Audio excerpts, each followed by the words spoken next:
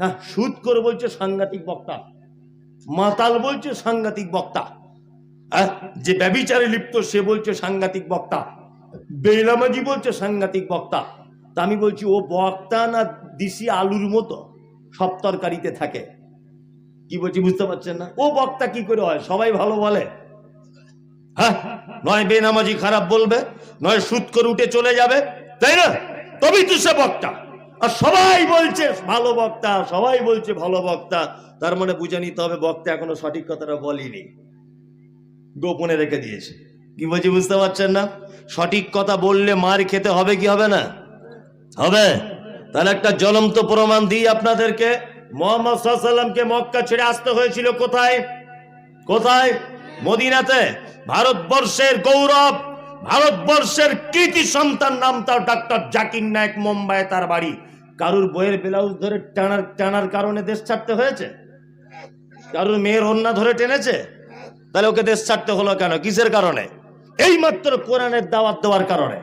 আপনারা জানেন খুব ভালো করে, উপর বাংলার প্রখ্যাত আলেম ডক্টর আসাদুল্লাহ গালিব হাফেজাহুল্লাহ, বহু গ্রন্থ প্রণেতা, একজন মারাত্মক বড় আলেম, ইলমের পণ্ডিত, এই লোকটাকে জেলখানাতে থাকতে হয়েছে।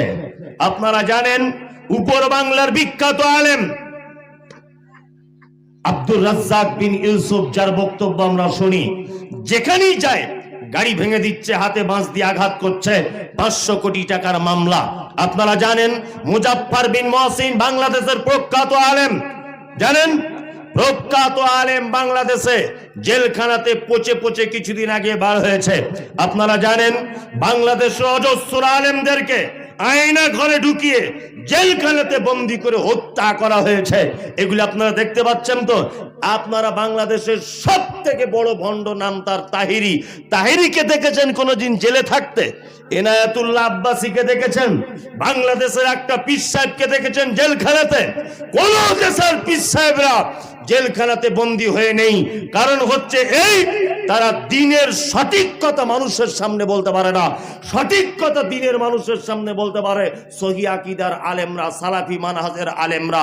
এছাড়া আর কোন আলেম দ্বীনের গোপন সঠিক তত্ত্বটা মানুষের কাছে পৌঁছায়, এটা আমার জানা নেই, এটা আমার জানা নেই। সারা ভারতবর্ষের একটা পীর সাহেব কাপি দেখান যে পীর সাহেবটা জেল খেটেছে।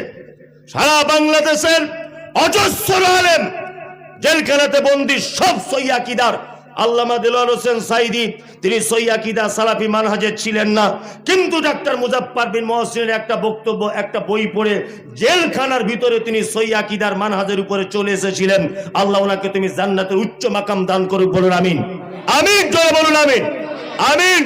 ছোট্ট কোটির ভিতরে যার বসবাস করার জায়গা, আল্লাহ দেলোয়ার হোসেন সাঈদীর দোয়া কবুল করেছে। অজস্র আলেমদের চোখের পানি কবুল করে ঝাঁটা মেরে, জুতো মেরে সরকারকে পালাতে রাতারাত্রি রাস্তা পেল না। অজস্র আলেমদের আজও পর্যন্ত এই দেশের মাটিতে যারা এই হকের উপর আঙুল তুলেছে, যারা এই সহিহ আকীদার আলেমদের উপরে মিথ্যা অপবাদ দিয়েছে। আরে আমি মুমতাজুল ইসলাম, 2-4 পাতা পড়া আলেম, হাওড়াতে জলসা করতে গেলাম, শুধু একটা বক্তব্য রেখেছি, ইবাদত আল্লাহর করতে হবে, পৃথিবীর কারো ইবাদত করা যাবে না, কোনো মাজারে যাওয়া যাবে না, কোনো গাছতলায় বাঁশতলা চলবে না। জলসার স্টেজ থেকে নেমেছি, গাড়িতে বোম মেরে দিয়েছে গত বছরে। দেখেছেন কেন বোম মারলো? আমি ওর বইয়ের সাথে আমার ভাব ভালোবাসা আছে? হ্যাঁ, ও বোম মারবে কেন? ওর মেয়ের সঙ্গে আমার প্রেম প্রীতি আছে, তো বোম মারবে? কেন বোম মারবে? কিসের কারণে? কারণ হচ্ছে এই সত্য কথা তাদের হজম করার ক্ষমতা নেই। কি বললাম বুঝলেন? এবার আর একটা কথা বলি, বলুন তো ভোটের সময় মারামারি করে কে? পাগল, ইয়েস, কে বলেছে এটা? হ্যাঁ, ভোটের সময় মারামারি তারা করে যারা জানে আমরা হেরে যাব, তারা মারামারি করবে। আর যারা জানে আমরা জিতে যাব, তারা সব সময় শান্তি চায়, যে শান্তি করে ভোটটা করে নিয়ে আমরাই তো জিতবো। আর মারামারি করবে কে? জানে যে আমাদের তো সারা অবস্থা খারাপ, 4 জনকে মেরে দেয়, তাই না? আসলে ব্যাপার হচ্ছে মারামারি ঝগড়া আমরা তো কোথাও করি না। কোথাও করেছি? কোথাও করি, কোথাও নয়।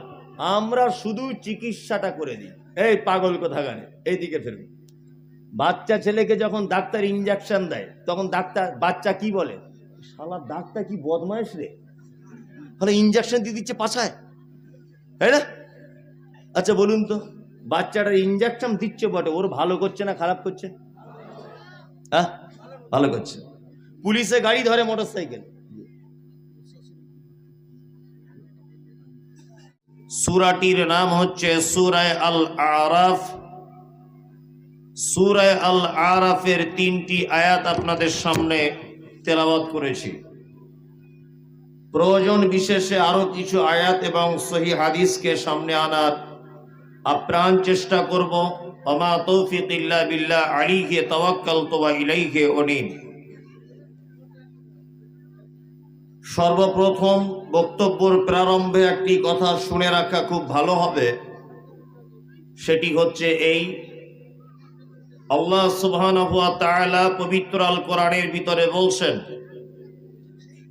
নাহনু নাকুসসু আলাইকা আহসানাল কসাস বিমা আওহাইনা ইলাইকা হাযাল কুরআন। সারা পৃথিবীতে যত গদ্য পদ্য উপন্যাস কবিতা যা কিছু আমরা শুনি, যা কিছু পড়ি, যা কিছু আমরা আমাদের স্মৃতিতে ধারণ করি, যেটা মুখে বলতে পারি, চোখে ইশারায় বোঝাতে পারি না, ছন্দের আকারে বলতে পারি না, কলম দ্বারা প্রকাশ করতে পারি না, এইরকম পৃথিবীতে যত কথা গল্প যা কিছু আছে, আল্লাহ সুবহানাহু ওয়া তাআলা বলছেন পৃথিবীর শ্রেষ্ঠ কথা আর শ্রেষ্ঠ গল্প আমি আল্লাহ কোরআন মাজিদে লিপিবদ্ধ করে দিয়েছি। মানে কোরআনের থেকে শ্রেষ্ঠ আর কোনো কথা হতে পারে না। আল্লাহু আকবার। আল্লাহ সুবহানাহু ওয়া তাআলা যে পবিত্র আল কোরআনে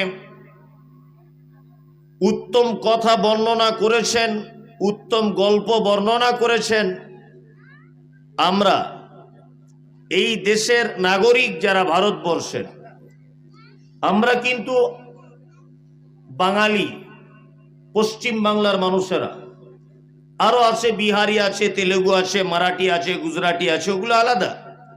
কিন্তু আমরা যারা পশ্চিম বাংলার মুর্শিদাবাদে বসবাস করি, আমরা সকলেই বাঙালি। এখানে সবাই যে মহাপণ্ডিত তা নয়, তাই কি নয়? এমন মানুষ আছেন লেখাপড়া জানেন না, রাজমিস্ত্রি কাজ করেন। এমনও মানুষ রয়েছেন লেখাপড়া জানেন না,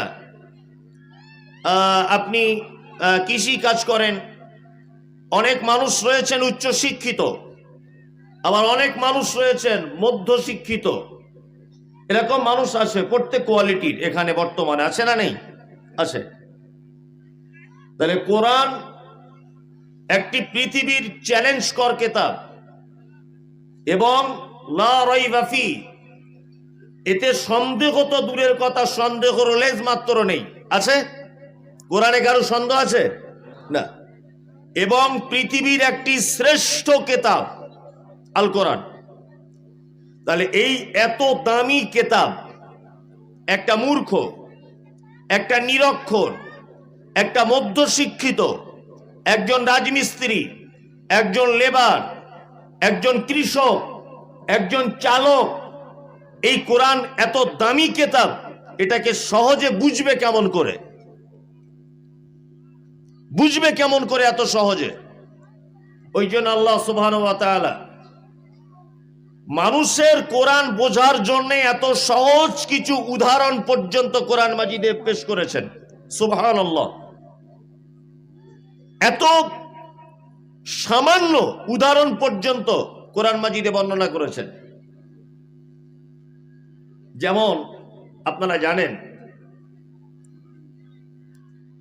আমরা যখন মাগরিবের আগে মাঠে যাই, মাঠে যখন যাই, মাঠে দেখতে পাবেন যে এক শ্রেণীর বক, বগের মতো দেখতে একটা পাখি, এই পাখিটা মাগরিবের আগে দেখতে পাবেন মাঠে সারিবদ্ধভাবে নিজেদের পেট ভর্তি করে বাসার দিকে রিটার্ন করে। এগুলো আমরা দেখতে পাই। তারা দেখবেন যে এইরকম ভাবে ডানা মেলতে মেলতে মেলতে মেলতে এক সময় ডানাকে স্থির করে দেয়। স্থির করে দিয়ে আবার হেলে দুলে খুব সুন্দর লাগে দেখতে। দেখতে লাগে না? লাগে। এই পাখিটাকে দেখেন, দেখেছেন না? দেখেছেন। এবার একটা কথা বলি, পৃথিবীতে অনেক কোয়ালিটির ভিতরে একটা কোয়ালিটির মানুষ আছে, তারা নিজেদেরকে নাস্তিক বলে দাবি করে। নাস্তিক কে? না স্রষ্টা বলে কেউ নেই, যা কিছু হয় এমনিতেই হয়। নদীর জোয়ার ভাটা, সূর্যর উদিত হওয়া, অস্তমিত যাওয়া, জ্যোৎস্না রাত্রিতে আকাশের মাঝখানে ফুটিয়ে তোলা বিভিন্ন তারকারাজি, শোঁ শোঁ করে হাওয়ার আওয়াজ, কখনো বর্ষা, কখনো শীত, কখনো গ্রীষ্ম, কখনো হেমন্ত, কখনো বসন্ত, এই যে যা কিছু হয়, এক শ্রেণীর মানুষের দাবি হচ্ছে যে আমরা নাস্তিক, এগুলো এমনিতেই হয়, এগুলো আমরা বিশ্বাস করি না। এরকম নাস্তিক আছে না নেই? আছে। এই মমতাজুল ইসলাম খুব অল্প বিদ্যাতে যা বুঝেছি তাতে করে যে পৃথিবীতে নাস্তিক হবার কোনো অপশন নেই, কোনো অপশনই নেই। এই কথা বলছে কারা এখানে? এই কথা বলিও না, এটা কোরআনের মজলিস তো, কথা বলিও না। জায়গাটা শর্ট হয়েছে, আরো একটু বড় জায়গা করতে হতো। যাই হোক, যারা দাঁড়িয়ে আছেন বসার চেষ্টা করুন, কোরআনের মজলিস, আদব রক্ষা করুন। শিক্ষার আগে আগে আদব শিখতে হয়। কথা বলিয়েন না, আপনি চুপচাপ থাকুন, আমি অল্প সময় আপনাদেরকে ডিস্টার্ব করব। আমি একথা যতদূর পর্যন্ত বুঝেছি যে পৃথিবীতে নাস্তিক হবার কোনো অপশন নেই। যদি বলছেন কেন, আচ্ছা বলুন তো দেখি, কর্তা ছাড়া কোনোদিন কর্ম হয়? যারা লেখাপড়া জানেন তারা বলুন, কর্তা ছাড়া কর্ম সম্ভব? সম্ভব নয়। আমি বিরিয়ানি খাচ্ছি, বিরিয়ানিটি খুব টেস্ট। আচ্ছা বলুন তো, এই টেস্টফুল বিরিয়ানিটা বানানোর পিছনে একজন রাঁধুনির হাত আছে না নেই? আমি সুন্দর একটি গান শুনছি, এ দুনিয়া এ মাহফিল তেরি কাম কি নেই। আচ্ছা বলুন, এই গানের পিছনে একজন গায়কের নাম লুকিয়ে আছে না নেই? আছে। জি, আমি যে মাইক্রোফোনে কথা বলছি, এই যে সাউন্ড সিস্টেম, এই টোটাল সাউন্ড সিস্টেমের পিছনে একজন আবিষ্কারক, একজন দক্ষ মিস্ত্রি আছে না নেই? আছে। সূর্যটা পূর্ব দিকে ওঠে যখন, তখন আমরা যে থালাতে ভাত খাই ওই থালাটার মতো আকার, তাই না? জি, আকার লাল বর্ণের। আস্তে আস্তে আস্তে আস্তে করে রশ্মিটা ছড়ায়। ঠিক দুপুর 10টা বাজে রশ্মিটা এক রকমের, 12টার সময় রশ্মিটা আর এক রকমের, আবার দুপুর 2টোতে আর এক রকমের। শীতকালে রশ্মিটা আলাদা, গ্রীষ্মকালে রশ্মি আলাদা, কখনো তেজ বেশি, কখনো তেজ কম। আবার বিকালবেলা ঠিক 4টে 4:30 দিকে আস্তে আস্তে ও পূর্ব দিকে উঠে ঘুরতে ঘুরতে ঘুরতে ঘুরতে পশ্চিম দিকে আবার নিজের আলোর গতিকে কমিয়ে আবার চলে যায়, অন্ধকার নেমে আসে। আপনারা জানেন, আনন্দবাজার পত্রিকায়, বর্তমান পত্রিকায়, প্রতিদিন পত্রিকায় আপনি দেখতে পাবেন যে ওখানে একটি মানে টাইম টেবিলের লিস্ট করা হয়, জোয়ার কখন, ভাটা কখন। যারা নাবিক নৌকা চালায় তাদের জন্য এটা বলে দেওয়া হয় আজকে 11:20 মিনিটে, 12টা 20 মিনিটে আজকে জোয়ার আসবে, আজকে ভাটা আসবে।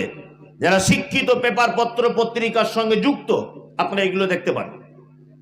এবার আমার যে কথা সেটা হচ্ছে এই যে কখনো জোয়ারের গতিতে আসা, কখনো ভাটার গতিতে নিম্নমুখে চলে যাওয়া। আচ্ছা বলুন তো, সূর্যকে তোলা, তাকে ডুবিয়ে দেওয়া, ভাটার গতি, কখনো নিম্ন গতি, কখনো ঊর্ধ্ব গতি, কখনো বর্ষা, কখনো গ্রীষ্ম, কখনো শীত। আচ্ছা এইগুলো একটা কাজ কি কাজ নয়? টোটাল সিস্টেমটা একটা কাজ কি কাজ নয়? কাজ। সূর্য উঠছে আবার ডুবছে, তাকে এক জায়গাতে রশ্মিটা কমানো, এক জায়গায় বাড়ানো, এই টোটাল সিস্টেমটার পিছনে একজন কেউ আছে বলে মনে হয়। তিনি কে? আল্লাহ সুবহানাহু ওয়া তাআলা। এটা একটি কাজ, কাজ কোনোদিন কর্তা ছাড়া সম্ভব হয় না। এবার আল্লাহ তাআলা বলছেন, নাস্তিক, তুমি নিজেকে নাস্তিক বলে দাবি করো, আমাকে বিশ্বাস করতে তোমার অসুবিধা হচ্ছে, তুমি আমাকে অস্বীকার করছো।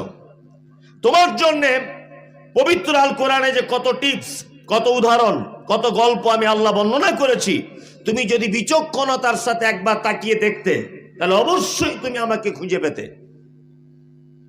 যে কথা বলতে বলতে আসছিলাম, আমরা মাঠে ওই পাখিটাকে দেখি না, ডানা ঝাপটাতে ঝাপটাতে কখনো স্থির করে দেয়, 20-30 সেকেন্ড ধরে ওই পাখিটা যায় আস্তে আস্তে করে। দেখেছেন?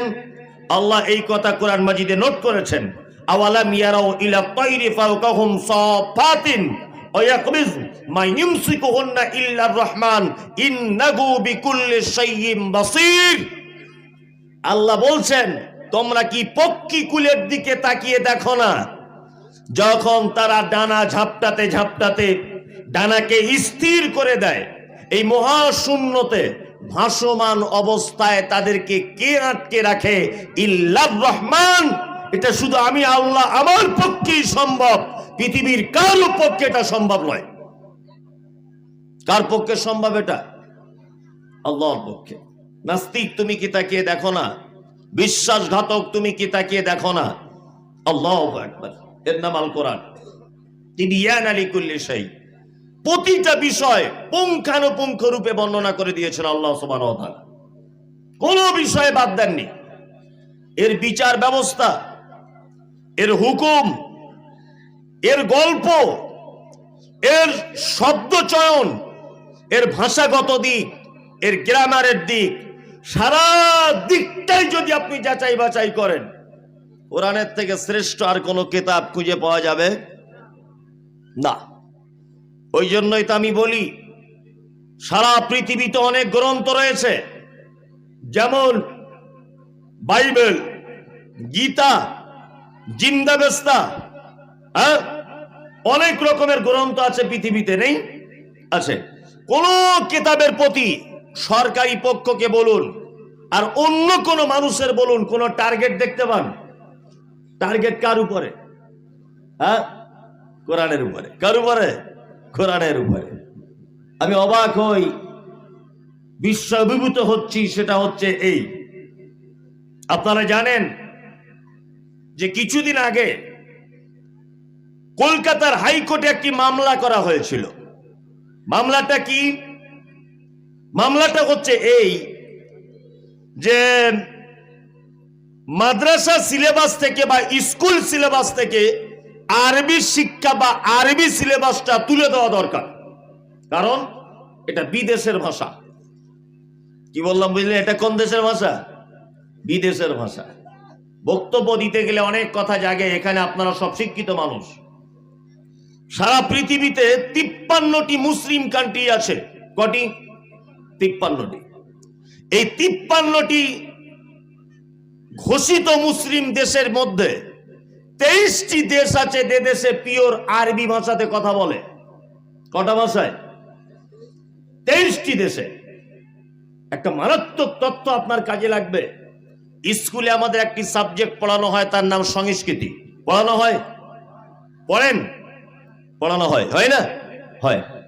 তাহলে আমরা যে ভাষা স্কুলে দেখতে চাইছি, মাদ্রাসায় দেখতে চাইছি, এই ভাষাটা বিদেশের হলো পৃথিবীর 23টি দেশে ভাষা চলে।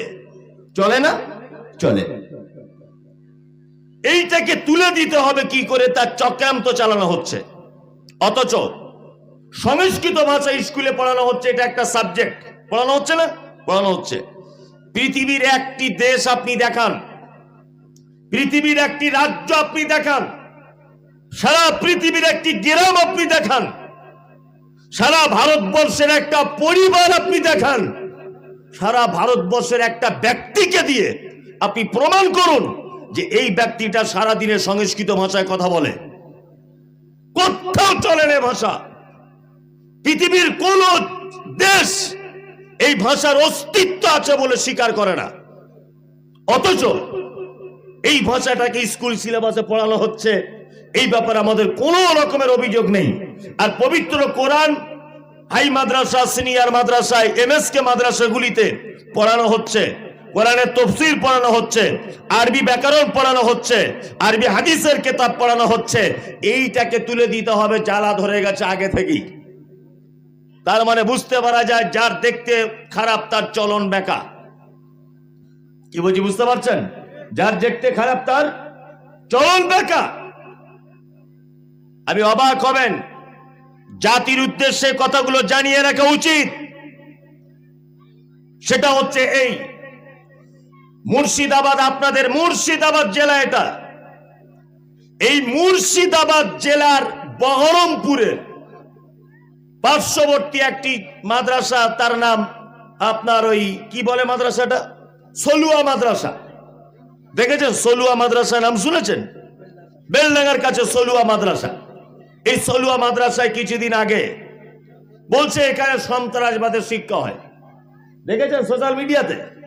হ্যাঁ না, সন্ত্রাসবাদে কি খুঁজে পাওয়া গেছে? মাদ্রাসা অনেক সময় জাকাত ফিতরার বা অনেক লোকের সাদকা ছাগল টাগল দেয় না? তা ছাগলটা কাটতে গেলে তো একটা ছুরি দরকার, হ্যাঁ একটা কাটারি দরকার, কি দরকার নয়? দরকার। তা বোর্ডিং এ হয়তো ওইগুলো খুঁজে পেয়েছে, আর হয়তো মাদ্রাসার ছেলেদের গিয়ে জিজ্ঞাসা করে চোরা বাচ্চা ছেলে বলতে পারেনি, এরকম কিছু একটা হবে। সোশ্যাল মিডিয়াতে তোলপাড় করে দিল সলুয়া মাদ্রাসায় সন্ত্রাস হচ্ছে। কে? আর সোশ্যাল মিডিয়া বলা হচ্ছে যে এই মাদ্রাসা থেকে পড়াশুনো করলে ওরা বোম বাঁধবে, হ্যাঁ ওরা জাতির ক্ষতি করবে। আমার কাছে একটা জিনিস জানতে ইচ্ছা করে, সারা পৃথিবীর সব থেকে বড় সন্ত্রাসী নাম তার হিটলার। কি নাম? হিটলার। কতটি ইহুদিকে, হাজার হাজার ইহুদিকে হত্যা করেছে, হাজার হাজার ইহুদিকে। আমার কাছে এটা জানতে ইচ্ছা করছে আপনার কাছে, হিটলার কোন মাদ্রাসায় পড়া ছাত্র? কোন মাদ্রাসায় পড়তেন? সারা পৃথিবীর 1 নম্বর খুনি, তার নাম হিটলার। সারা পৃথিবীর 2য় নম্বরে খুনি ধরতে পারেন। গুজরাট দাঙ্গাতে যারা নিরীহ মানুষদেরকে হত্যা করেছে এরা পৃথিবীর 2য় খুনি। পৃথিবীর 3য় খুনি কারা? যারা বামফ্রন্টের সময় তৃণমূল বামফ্রন্ট যুক্ত করে রাজনৈতিক দাবানলের কারণে নন্দীগ্রামে অজস্র মানুষকে যারা মেরে দিল, এরা খুনি। ওরা কোন মাদ্রাসার ছাত্র? আপনাকে এটা জেনে রাখতে হবে। এই যে আপনার মুর্শিদাবাদ কাণ্ড বেলডাঙ্গায় ধরা পড়েছে, ওই ছেলেটা কোন মাদ্রাসার ছাত্র? আপনারা জানেন মুম্বাইয়ের তাজ হোটেলে বোম বাস্টিং হলো, কোন মাদ্রাসার ছাত্র করেছিল এটা? আপনারা জানেন কিছুদিন আগে একজন বিহারের মহিলা ওই আপনার বহরমপুরে চিকিৎসা করাতে এসেছিলেন। রাত 2টোর সময় খাগড়াগড় স্টেশনে নেমেছেন, তার মেয়ে ছিল তার সঙ্গে, মেয়েকে চিকিৎসা করাতে নিয়ে এসেছিলেন। মেয়েটা রাতের বেলা ট্রেন থেকে নামার পরে পেচ্ছাপ পায়খানার প্রয়োজন, মাঠের দিকে গেছে। 3 জন যুবক মাতাল মেয়েটাকে পেচ্ছাপ পায়খানা অবস্থাতে ধরে নিয়ে ধর্ষণ করে, তাকে লাগাতার ধর্ষণ করে রেল লাইনের পাশে তাকে মেরে দেওয়া হয়েছে। বহরমপুর কোর্ট থেকে 3 জনকে ফাঁসির ঘোষণা দিয়েছে আজ থেকে 6 মাস আগে। আপনার কাছে জানতে ইচ্ছা করে যে এই 3 জন কোন মাদ্রাসায় পড়া ছাত্র? এরা কোন মাদ্রাসায় পড়তো? সারা পৃথিবীর যত সাম্প্রদায়িক দাঙ্গা, যত সন্ত্রাসী ঘটনা, যত মাওবাদীদের কেলেঙ্কারি, একটা কোন মাদ্রাসায় পড়া ছেলে, একটা কোরআনের শিক্ষায় শিক্ষিত ছেলে জড়িত তোমাকে প্রমাণ করতে হবে। প্রমাণ করা যাবে না। প্রমাণ করা যাবে? যাবে না। আসলে ব্যাপার ওটা নয়। পৃথিবীর সব থেকে বড় এখন টার্গেট চলছে কোরআন। এই কোরআন যেখানে শিক্ষা হয়, এই কোরআন শিক্ষাটাকে, টোটাল ব্যবস্থাটাকে বন্ধ করে দিতে হবে। এটা চক্রান্ত চলছে। আর কেন চলছে আমি সেটাও আপনাদেরকে বলবো, প্রমাণ সহকারে বলবো, তার আগে নয়। আমি এই কোরআনের 7 নম্বর সূরা আরাফ থেকে কথা বলবো ইনশাআল্লাহ। ব্যস্ত হলে বলবেন, ছেড়ে দেব। আরাফ, প্রতিটা সূরার নামকরণের পিছনে একটি ঐতিহাসিক প্রেক্ষাপট আছে না? যেমন সূরা ফিল মানে হাতি, সেই যে আব্রাহা বাদশার একটা কাহিনী আছে, ওইটাকে কেন্দ্র করে সূরার নামকরণ করা হয়েছে। সূরা বাকারা, বনী ইসরাইলের একটি ঘটনাকে কেন্দ্র করে এটাকে নামকরণ করা হয়েছে। ওর নাম কি?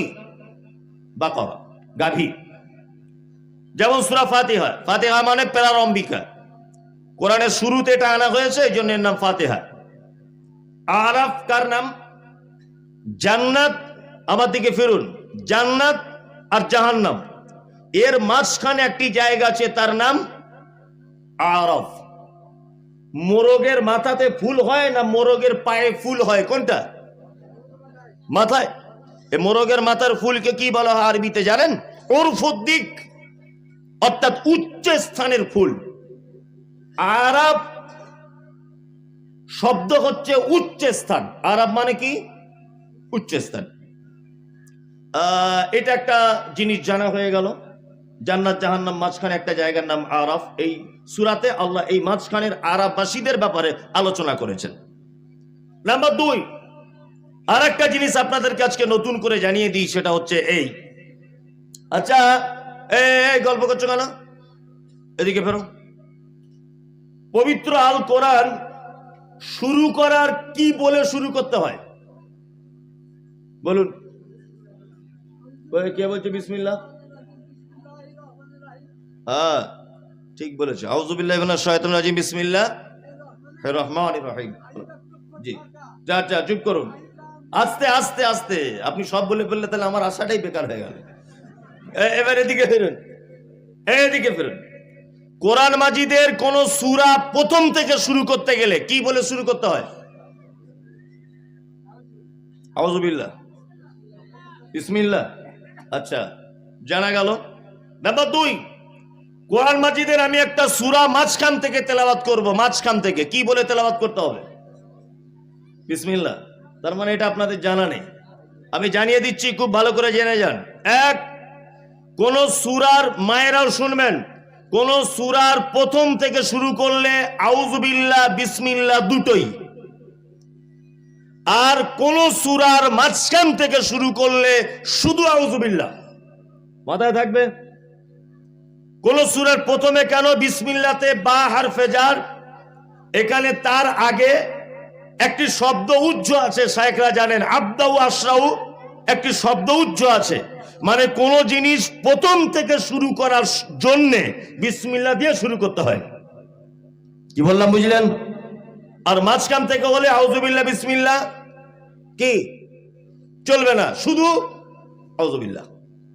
এবার একটা মজার বক্তব্য আপনাদেরকে শোনাই, ভালো করে শুনুন। আচ্ছা, আল্লাহ তাআলা পবিত্র আল কোরআনে বলছেন, কি বলছেন? ফাইজা করাতাল কোরআন ফাস্তাইজ বিল্লাহি মিনাশ শাইতানির রাজিম। তোমরা যখন কোরআন তেলাওয়াত করবে তখন শয়তানের কুমন্ত্রণা থেকে আল্লাহর নিকটে পানাহ চাও। এটা আল্লাহ কোরআনে বলছেন। কোথায়? কোরআনে। আচ্ছা, এবার আপনাদের একটা কথা বলি, কোরআন তেলাওয়াত করা এটা একটি ইবাদত কি ইবাদত নয়? ইবাদত, ইবাদত। আচ্ছা, এবার বলুন, পৃথিবীতে যত ইবাদত আছে সব থেকে দামি ইবাদতের নাম কি? সালাত, তাই না? তারপরে ধরে নেন সিয়াম, তারপর ধরে নেন যাকাত, তারপর আপনি ধরে নেন হজ, তারপর পিতামাতার সঙ্গে সদ্ব্যবহার, তারপর আরো অন্যান্য অনেক কিছু, তাই তো? তাহলে সব থেকে দামি ইবাদতের নাম সালাত বা নামাজ। আচ্ছা, আমরা নামাজ শুরু করি কি দিয়ে? আল্লাহু আকবার শুরু করি তো। আল্লাহ নামাজের ব্যাপারে কোথাও বলেছে তোমরা যখন নামাজ পড়বে শয়তানের কাছ থেকে একটু আশ্রয় চাও? আছে কেউ কেউ নামাজ এরকম করে শুরু করে?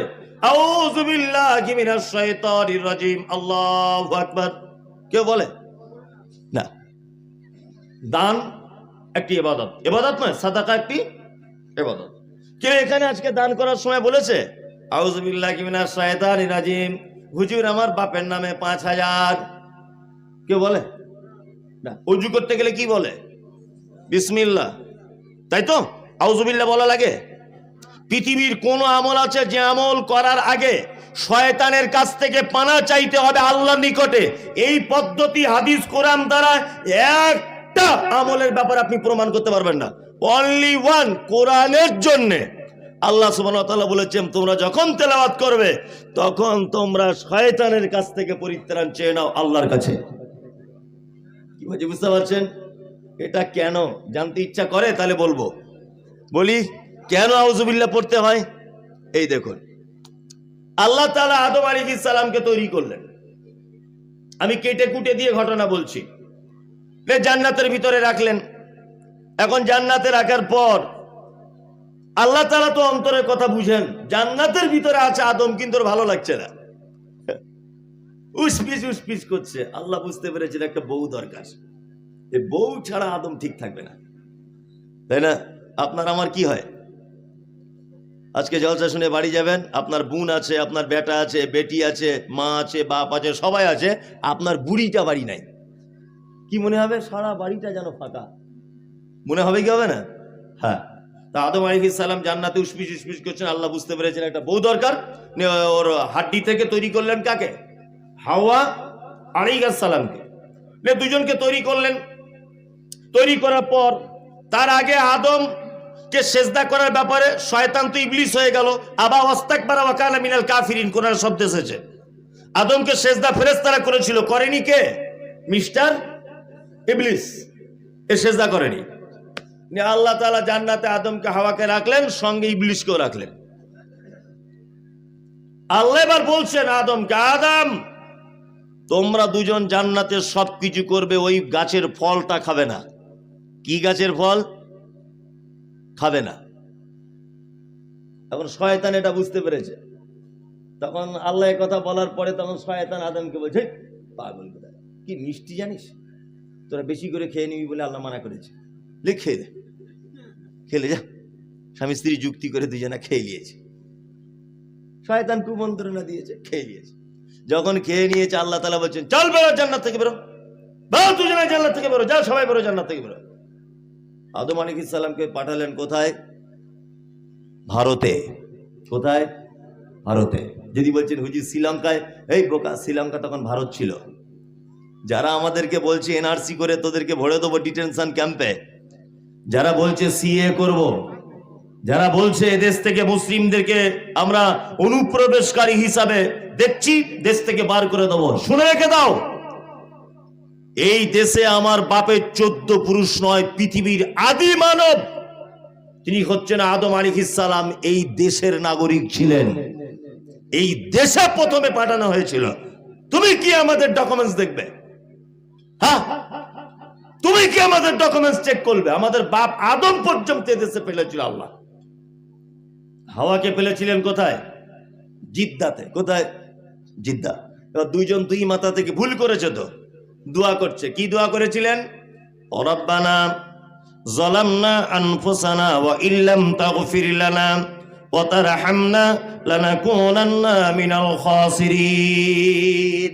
দুজনা দুই দিক থেকে যখন দোয়া করছেন, আল্লাহ তাআলা তখন বলছে, যা তাদেরকে ক্ষমা করে দিলাম। এতবার যখন বলছি, যা ক্ষমা করে দিলেন। আউযুবিল্লাহ পড়তে হয় কেন সেটা বলছি, মনোযোগ দিয়ে শুনুন, অনেক মজা আছে এতে। লাস্টে আল্লাহ তাআলা ক্ষমা করে দিলেন। এবার আল্লাহ আদমকে হাওয়াকে ডেকে বলছে, তোমাদের দুজনকে পৃথিবী নামক একটা জায়গাতে পাঠাবো, দুজনকে যেতে হবে। তখন আদম মনে মনে ভাবছে যে পৃথিবীতে যাব ঠিক আছে, সঙ্গে কি কেউ থাকবে? একবার তো ইবলিস জান্নাতে থেকে বার করে দিল ভুল করে, সঙ্গে কি কেউ থাকবে? আল্লাহ তাআলা বলছেন সঙ্গে ইবলিস থাকবে।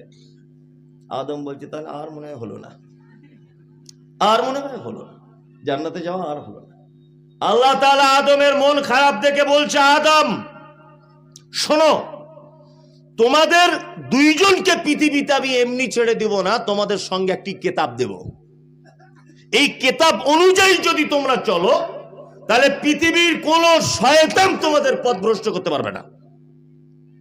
শয়তানের কানে খবর গেছে যে তাহলে ওদের দুজনকে কিতাব দিচ্ছে, গাইড বুক। দাঁড়াও, তোমার গাইড বুকের 12টা বাজাবো। ওই জন্য আপনাদেরকে একটা কথা বলি, আদম থেকে নিয়ে ঈসা আলাইহিস সালাম পর্যন্ত যত নবী এবং রাসূলকে আল্লাহ তাআলা কিতাব দিয়েছিলেন, প্রতিটা কিতাব শয়তানি করে সমস্ত কিতাব পরিবর্তন করেছে। তার একটা প্রমাণ বলি, ঈসা আলাইহিস সালামের কাছে কোন কিতাব এসেছিল? ইনজিল। ইতিহাস ঘেঁটে দেখুন, ইনজিল অবতীর্ণ হয়েছিল ইয়ারমিক ভাষাতে, পরবর্তীতে ট্রান্সলেট করা হয়েছে হিব্রু ভাষাতে। সারা পৃথিবীর কোন জাদুঘরে, সারা পৃথিবীর কোন হাই এডুকেটেড মানুষের বাড়িতে সারা পৃথিবীর কোন দামি কক্ষে ওই আরামিক ভাষার ইঞ্জিল আজ আর নেই। বর্তমানে খ্রিস্টান ভাইরা তারা যে বাইবেল ব্যবহার করে আর দাবি করে এই সেই বাইবেল যেটা নবী ঈসার কাছে এসেছিল। এই মুমতাজুল ইসলামের কথা দ্ব্যর্থহীন ভাষাতে বলছি, ও বাইবেল ওই বাইবেল নয় যেটা ঈসার কাছে এসেছিল। ঈসার কাছে এসেছিল যে বাইবেল, যে ইঞ্জিল, ওটা আরামিক ভাষাতে অবতীর্ণ, পরবর্তীতে ট্রান্সলেট করা হয়েছে হিব্রু ভাষাতে। বর্তমান খ্রিস্টান ভাইরা যে বাইবেল ব্যবহার করেন, এই বাইবেলটা খ্রিস্টান ভাইদের নিজস্ব যাজকদের দ্বারাতে তৈরি করা বাইবেল। শয়তান পরিবর্তন করে দিয়েছে। ঈসা আলাইহিস সালামের পরে কোন নবী এসেছেন? মুহাম্মদ সাল্লাল্লাহু আলাইহি ওয়াসাল্লাম। মুহাম্মদ সাল্লাল্লাহু আলাইহি ওয়াসাল্লামের কাছে কোন কিতাব এসেছে? আল কোরআন। শয়তান তখন মনে মনে ভাবছে, মুসার কিতাব পরিবর্তন করেছি, ঈসার কিতাব পরিবর্তন করেছি খ্রিস্টানদেরকে দিয়ে, এইবার মুহাম্মাদের কিতাবটা পরিবর্তন করে দিলেই আমার খেল খতম, কারণ মুহাম্মদ শেষ নবী সাল্লাল্লাহু আলাইহি ওয়াসাল্লাম। তাহলে জাতি এবার পথভ্রষ্টতার মধ্যে চলে গেল। শয়তান খুব বগল বাজাচ্ছে। এখন আল্লাহ কোরআনে আয়াত অবতীর্ণ করলেন, ইন্না নাহনু, আল্লাহ তাআলা বলছেন, ইন্না নাযালনা যিকরা ওয়া ইন্না লাহু লাহাফিজুন। আমি এই কোরআন অবতীর্ণ করেছি, এই কোরআন সংরক্ষণের দায়িত্ব আমি আল্লাহ নিজে হাতে নিলাম। শয়তান তখন দেখছে, আচ্ছা আমাকেও বানিয়েছে আল্লাহ, মুহাম্মদকেও বানিয়েছে আল্লাহ, ইবলিসকেও বানিয়েছে আল্লাহ, কোরআনও তার কথা। এখন কোরআনের হেফাজতের দায়িত্ব নিচ্ছে কে? আল্লাহ।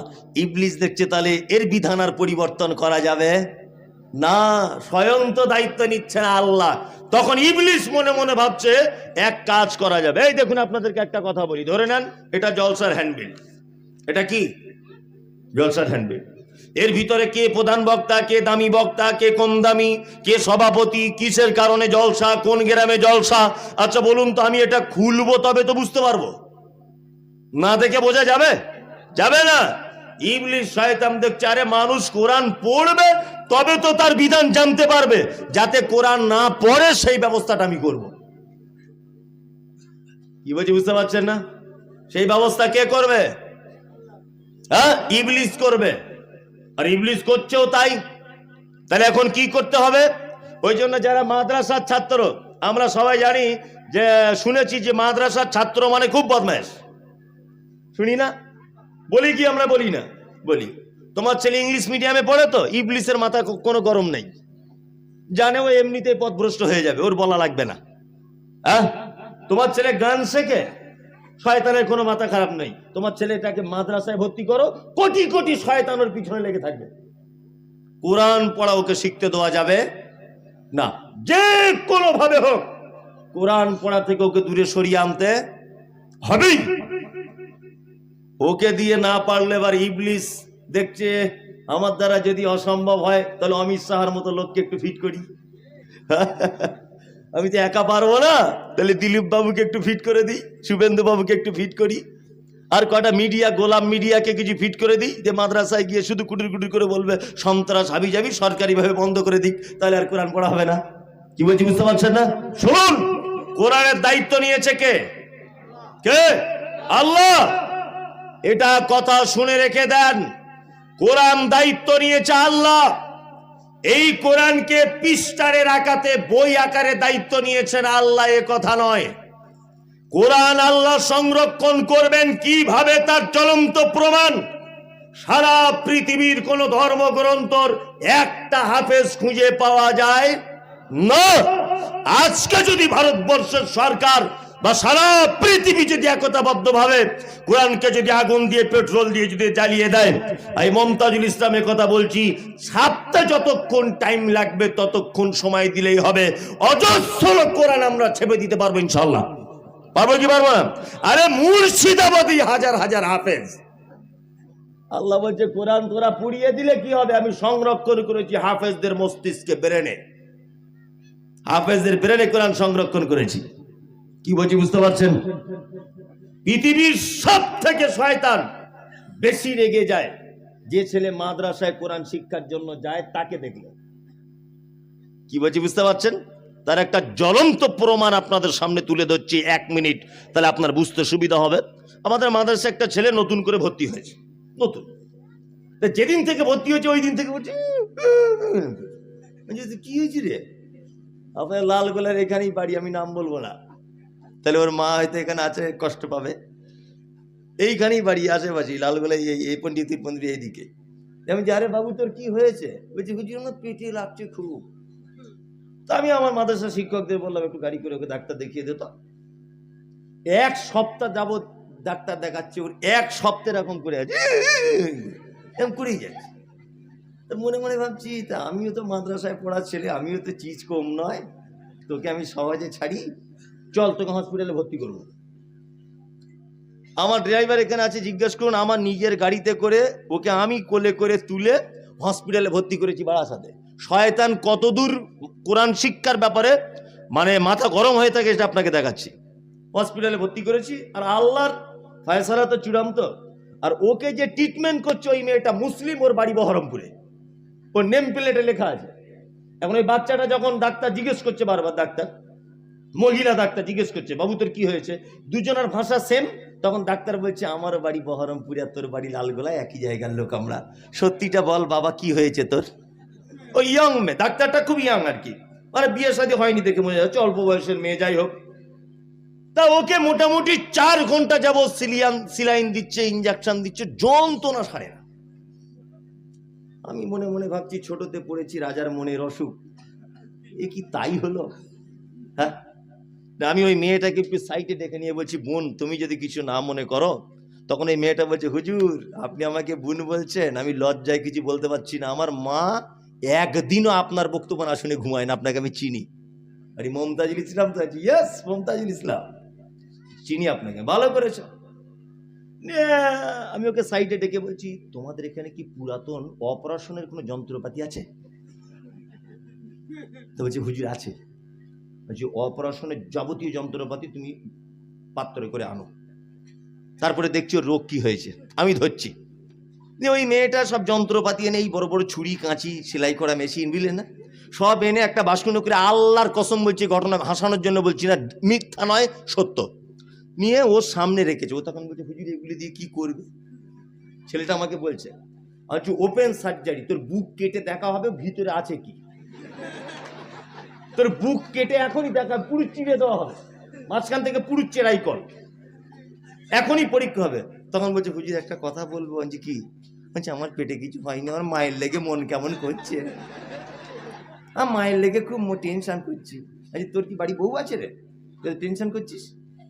হ্যাঁ, ছেলেটার নাম বলবো না, আলহামদুলিল্লাহ 13 পারা ছেলেটা হিপস করছে, নুরানি কায়দা থেকে শুরু করেছে।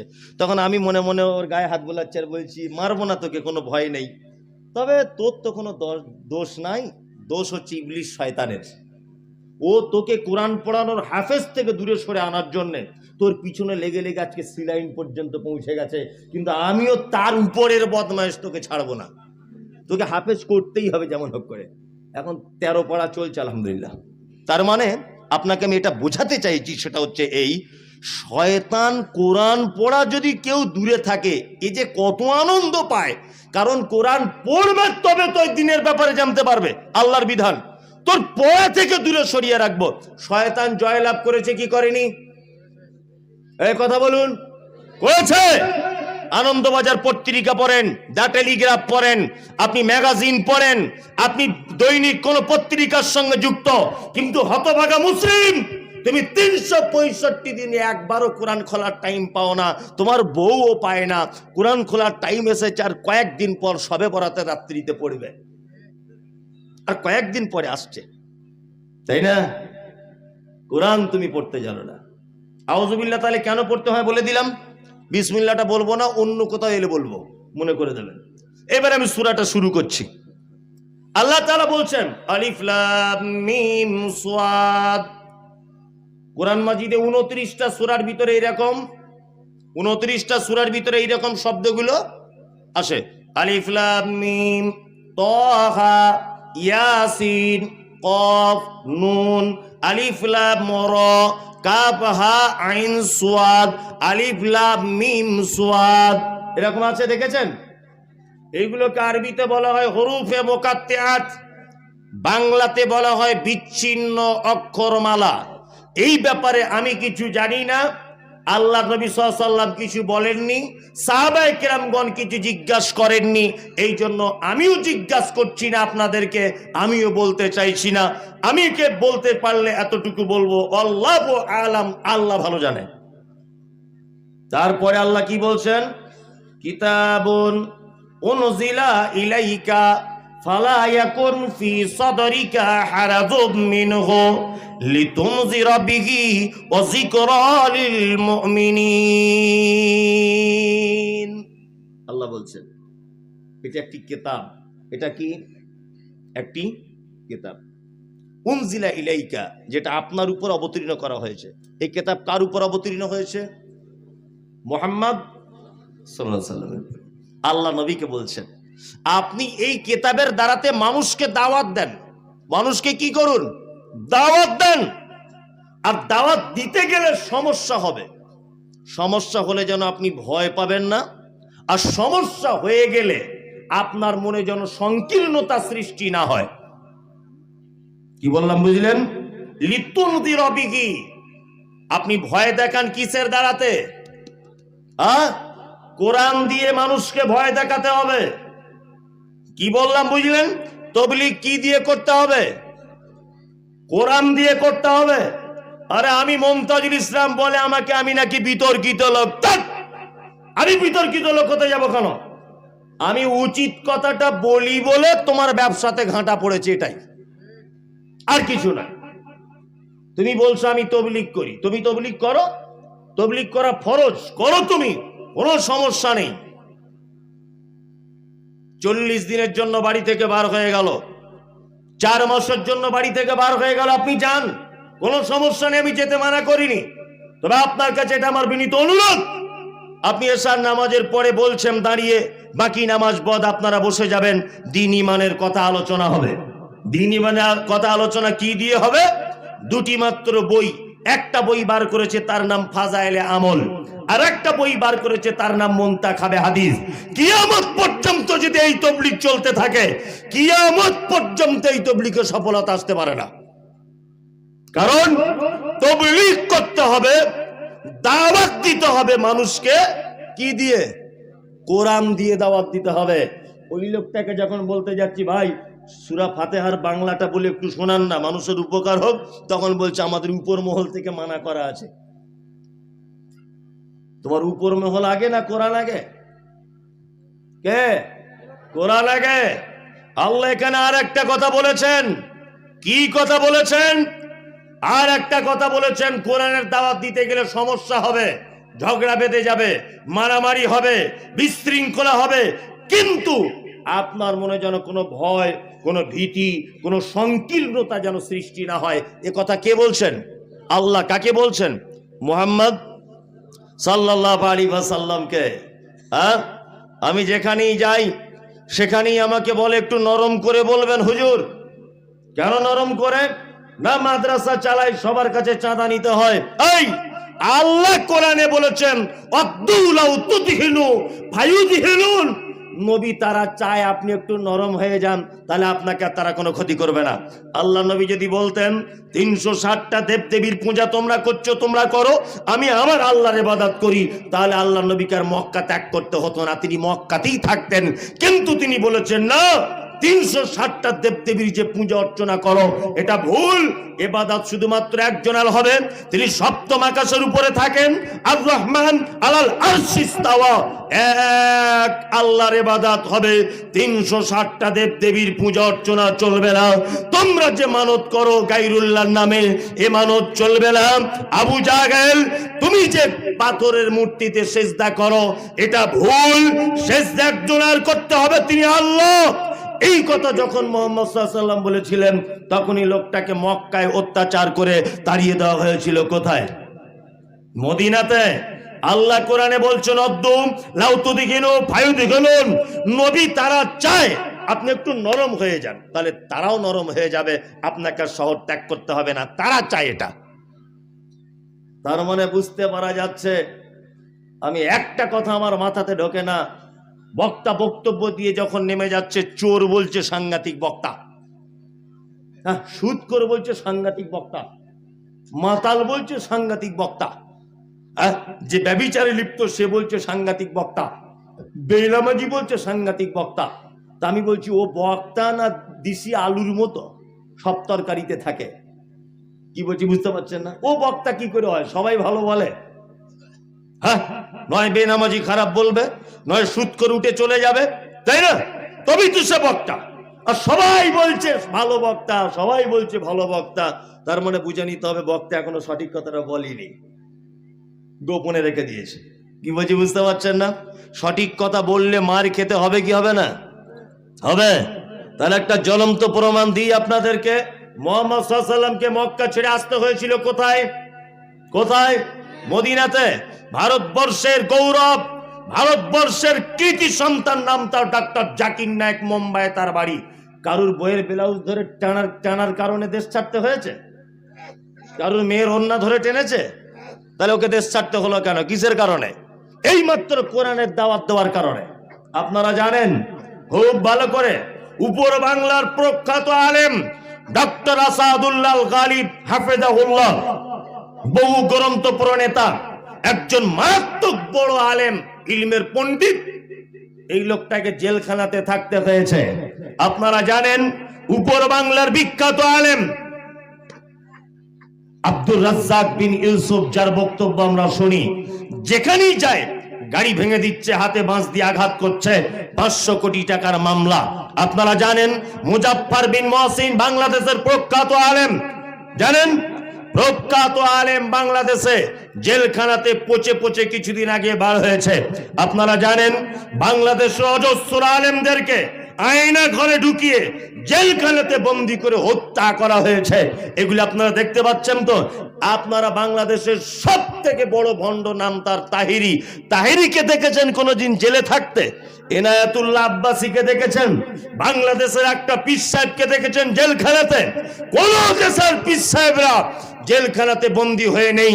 কারণ হচ্ছে এই, তারা দ্বীনের সঠিক কথা মানুষের সামনে বলতে পারে না।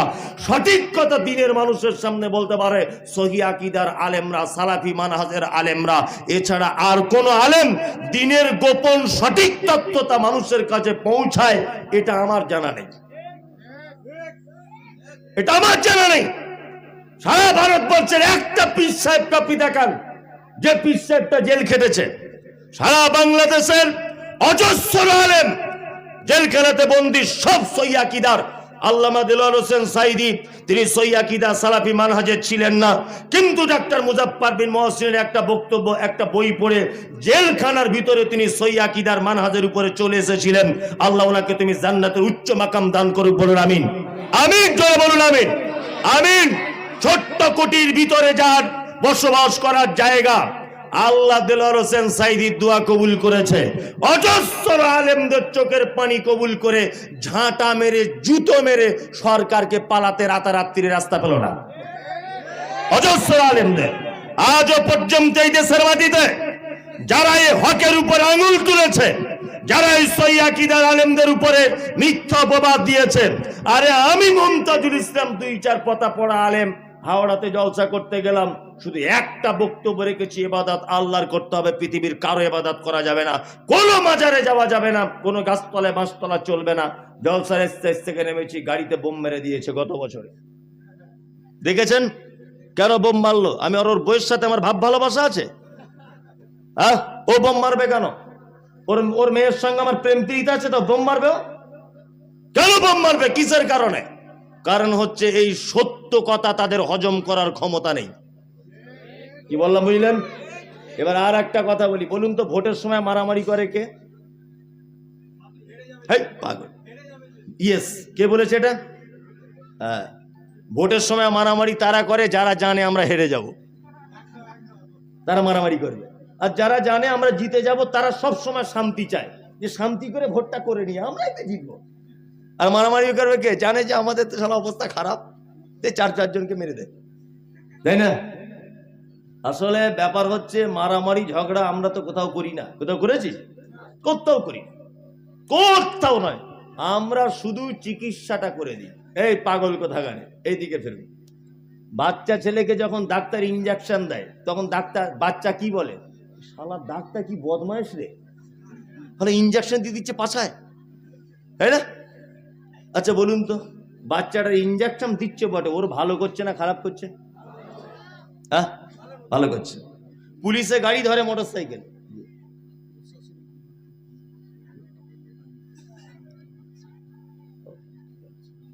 আচ্ছা আচ্ছা আচ্ছা, প্রশাসন থেকে ফোন এসছে যে বক্তব্য একটু ছোট করে দিতে বলছে। এখন আমি তো অনেক কিছু বলবো বলে আশা করছিলাম, সেগুলো মনে আর হবে না। ওমা তাশাউনা ইল্লা ইনশাআল্লাহ, মানুষের চাওয়া চাওয়া না, আল্লাহ যেটা চায় কি ওটা হয়। আর জানি না আমি যেখানে যাই কেন যেরকম হয় বুঝতে পারি না। যাই হোক, এইদিকে ফিরুন, একটা কথা বলি, মোটরসাইকেল যখন রাস্তায় ধরে তখন মনে মনে গাল দেন না? হ্যাঁ, যে ধরে ফাইন করে দিল। ফাইন করেছে কেন? হেলমেট নেই তাই মাথায়, তাই না? আচ্ছা বলুন তো, ফাইন করেছে পুলিশের উপকারের জন্য না আপনার উপকারের জন্য? সত্যিটা বলুন। আপনার উপকারের জন্য, তাই না? পুলিশ হেলমেট না থাকলে আপনার ফাইন করেছে আপনার ব্রেনটাকে ভালো রাখার জন্য, আপনার মাথাটাকে ভালো রাখার জন্য, তাই তো? জি, আমরা হাদিস কোরআন বলি, সত্যটা মানুষের সামনে বলি, এটা কার ভালোর জন্য? আপনার ভালোর জন্য। কিন্তু এইটা শোনার পরে সবার আর কি সহ্য করতে পারে না, ওই জন্য ধর ওকে, মার ওকে, গাড়ি হামলা করা, কাঁচ ভেঙে দে, এইসব ধান্দায় করে। আমি একটা গল্প বলি, এবছরে বেশ কয়েক জায়গায় বলেছি, 1 মিনিট লাগবে গল্পটা, কত জ্ঞান আছে দেখুন। সত্য কথা বললে কেমন জ্বালা ধরে। এইটা একটা ম্যাথর বুঝেন, পায়খানা পরিষ্কার করে, হাতে বালতি থাকে আর ঝাঁটা থাকে, তাই না? সারাদিন পায়খানা পরিষ্কার করে করে খুব ক্লান্ত হয়ে গেছে, রাস্তার ধারে একটা বট গাছের তলাতে একটু আরাম করছে, বট গাছের তলায়। এখন ওই রাস্তা দিয়ে একটা আতরওয়ালা আসছিল, আতরওয়ালা। এখন আতরওয়ালা আস্তে আস্তে ও গিয়ে ক্লান্ত হয়ে গেছে, বট গাছের তলায় বসেছে, বসি এরকম করছে না। তো ম্যাথর তখন বলছে, আরে ভাই তুমি তো বুঝতে পারছো আমার ঝাঁটা বালতি দেখে আমি ম্যাথর, তা আমার গা দিয়ে তো গন্ধ বার হবেই, তার নাক ধরে কেন আমাকে লজ্জা দিচ্ছ ভাই? তখন আতরওয়ালা বলছে, ভাই ফাঁকা মাঠের রাস্তার ধারে তোমাকেও একটু আরাম করতে হবে, আমাকেও আরাম করতে হবে, তা দুজনা যাতে খুব ভালো করে আরাম করতে পারি, পরিবেশটা একটু সেন্ড করে দিই। তো যে কি দিয়ে সেন্ড করবে ভাই? বলছে আতর দিয়ে করে দিই, তাহলে তোমার গা দিয়ে আর গন্ধ বার হবে না। আতরওয়ালা বলছে, তাহলে আপনার যদি সুবিধা হয় তাহলে দেন। ও এখন পিওর জান্নাতুল ফেরদাউস বার করে ওর বগলে, পাছাতে, গায়ে লাগিয়ে দিয়েছে। লাগিয়েছে কার? ম্যাথরের। এখন ম্যাথর এরকম বগলে যখন লাগিয়েছে, এরকম করে শুঁকেছে, শুঁকে এরকম করতে করতে অজ্ঞান হয়ে পড়ে গেছে। এখন আতরওয়ালা দেখছে মহা বিপদ, ছিলাম বেশ ভালো, একে আতর লাগিয়ে দিতে ঝটপট করে পুড়িয়ে গেল, কি ব্যাপার? হ্যাঁ, পুড়িয়ে গেল কেন? আতরওয়ালা তখন একটা টুকটুকি গাড়ি করে ওকে লালগোলা হাসপাতালে নিয়ে গেছে। ডাক্তার বলছে, কি হয়েছে মুরব্বী? আতরওয়ালা বলছে, ঘটনা এই এই। ডাক্তার তো শিক্ষিত মানুষ, ও তখন বলছে, আচ্ছা আচ্ছা বুঝতে পেরেছি। হসপিটালের পিছনে যাও চাচা, গিয়ে পায়খানা ঘর থেকে কাঁচা মাল বা বাসি মাল, একটু মাল কাগজে করে হোক, যে কোনো ভাবে হোক, তুলে এনে ওর নাকে লাগিয়ে দাও। একটু কাঁচা মাল বা বাসি মাল এনে ওই নাকে লাগিয়ে দিয়েছে। নাকে লাগিয়ে দেওয়ার পরে আতরওয়ালা লাগিয়ে যেই দিয়েছে, ম্যাথর চাপ করে উঠে পড়েছে। আতরওয়ালা তখন বলছে, আরে ডাক্তার বাবু, আপনি তো ডাক্তার নয়, জাদুকর। আপনি কি ডাক্তার না জাদুকর? তখন ডাক্তার বলছে, শোনো আতরওয়ালা, যে তার মায়ের পেট থেকে মানুষের পায়খানা গন্ধ শুঁকে শুঁকে আসছে, তাকে হঠাৎ করে জান্নাতুল ফেরদাউস দিলে টানতে পারে? হ্যাঁ, যারা সারা জীবন বেদাত করে করে, সারা জীবন পীর ফকির মাজার নিয়ে ব্যস্ত, এদেরকে সহি হাদিসের কথা বললে লোট সহ্য করতে পারে? পারে? কখনোই লোট সহ্য করতে পারবে না, কখনোই এ লোট সহ্য করতে পারবে না। পারে?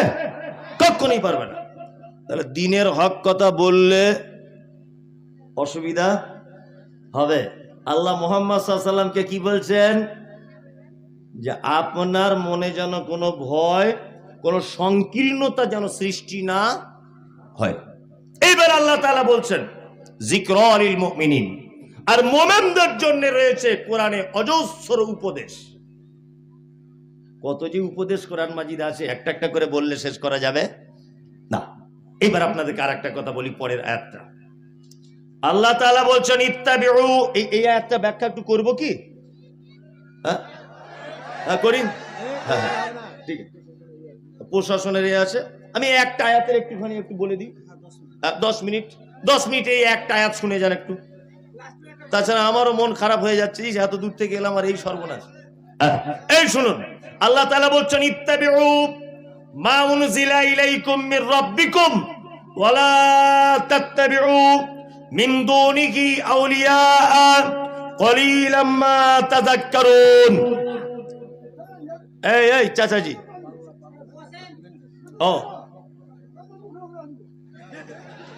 বসে যান। হ্যাঁ ঠিক আছে, বসুন। একে একটু পার করে দেন। চাচা আপনি একটু বাইরে গিয়ে বলুন গজলটা, মেলা দর্শক ওদিকে যান। আচ্ছা বলবে না বলেছি, ঠিক আছে। আল্লাহ তাআলা বলছেন ইত্তাবিউ মা উনজিলা ইলাইকুম মির রাব্বিকুম, তোমরা আনুগত্য করো আল্লাহ এবং তার রাসূলের। ওয়ালা তাত্তাবিউ মিন দুনিহি আউলিয়া, তোমরা আনুগত্য করো না আল্লাহ ছাড়া কোনো ওলি আউলিয়া, তাই না? তাহলে আনুগত্য করতে হবে কার? আল্লাহর। আর তারপর মুহাম্মদ সাল্লাল্লাহু আলাইহি সাল্লামের। আর আনুগত্য করা যাবে না কাদের? ওলির বহু বচন কি? আউলিয়া। আল্লাহ তাআলা বলছেন আউলিয়াদের আনুগত্য করতে যেও না। আমার খুব দুঃখ লাগে, আফসোস হয়, পরিবেশটা যেন কেমন হয়ে যাচ্ছে গো। কিছু হচ্ছে? থামুন, বসে যান। সুন্দর একটা পরিবেশ নষ্ট করি না, আরে 5 মিনিটই হোক, এদিকে ফিরুন। তাহলে আনুগত্য করতে হবে কার? আল্লাহ এবং তার রাসূলের। আল্লাহ এবং তার রাসূলের আনুগত্য ছাড়া অন্য কারো আনুগত্য করা যাবে না। যাবে না। আমরা বারবার বলেছি এ কথা আল্লাহ বলেছে, বারবার বলেছি এ কথা মুহাম্মদ সাল্লাল্লাহু আলাইহি ওয়াসাল্লাম বলেছে, আর উনি বারবার বলছেন এ কথা আমাদের অমুক হুজুর বলেছে। অমুক হুজুরের চলবে কথা? চলবে না। কোন হুজুর দিয়ে ইসলাম চলবে না। ইসলাম চলবে শুধুমাত্র মুহাম্মদ সাল্লাল্লাহু আলাইহি ওয়াসাল্লামকে দিয়ে। আপনাকে একটা মজার কথা বলে দিই, কথা হচ্ছে এই, আল্লাহ তাআলা পবিত্র আল কোরআনে একাধিক জায়গায় বলেছেন, কি বলেছেন? ইয়া আইয়ুহাল্লাযীনা আমানু আতিউল্লাহ ওয়া আতিউর রাসূল, তোমরা আনুগত্য করো আল্লাহর এবং তার রাসূলের। ওয়ালা তুবদিলু আমালাকুম, আর তোমরা তোমাদের আমলগুলোকে বাতিল করে দিও না। আল্লাহ নবী সাল্লাল্লাহু আলাইহি ওয়াসাল্লাম পৃথিবী থেকে চলে গেছেন কত হিজরিতে? জানা আছে কারণ? কত হিজরিতে? 11 হিজরি। কত হিজরি? 11 হিজরি। ইমাম আবু হানিফা রাহিমাহুল্লাহ কত হিজরিতে জন্মগ্রহণ করেছেন? 80 হিজরি। মারা গেছেন কত হিজরিতে? 150 হিজরি। ইমাম শাফি জন্মগ্রহণ করেছেন কত হিজরিতে? 150 হিজরিতে। এইভাবে 360 হিজরির ভিতরে সমস্ত আইম্মায়ে কেরাম আস্তে আস্তে করে চলে গেছেন। আর কোন আইম্মায়ে কেরামগণ ছিলেন না। তারপরে যারা ছিলেন তারপরে 150 বছর পরে মাযহাব নামক এই জিনিসটার উৎপত্তি হয়েছে। তার মানে মুহাম্মদ সাল্লাল্লাহু আলাইহি ওয়াসাল্লামের মারা যাবার 450 বছর পর মাযহাবের জন্ম হয়েছে। আমরা যখন ডাইরেক্ট বলছি এটা হাদিসে আছে, কোরআনে আছে, ও তখন বারবার বলছে এটা আমাদের মাযহাবে আছে, এটা আমাদের মাসলাকে আছে। কোন মাসলাককে দিয়ে ইসলাম চলে না। কাকে দিয়ে চলবে? মুহাম্মদ সাল্লাল্লাহু আলাইহি ওয়াসাল্লাম। পরিবেশটা কেমন হয়ে গেল আপনাদের ঈদগাহের জন্য, নাকি মসজিদের জন্য? ঈদগাহের জন্য জলসা। আমি আর বিশেষ কিছু বলছি না, সভাপতি সাহেব বললেন 10 মিনিট। তা ঈদগাহের জলসা তো, আবার ওদিকে মসজিদের উন্নতি কল্পে নাকি? ঈদগাহ বা মসজিদের উন্নতি কল্পে। আমি জানি কিছু বললে আপনারা সব পালাবেন, আমি বুঝতে পেরেছি। আর জুতো গোটাচ্ছে, মানে দানের কথা বললেই পালাবে, তাই না?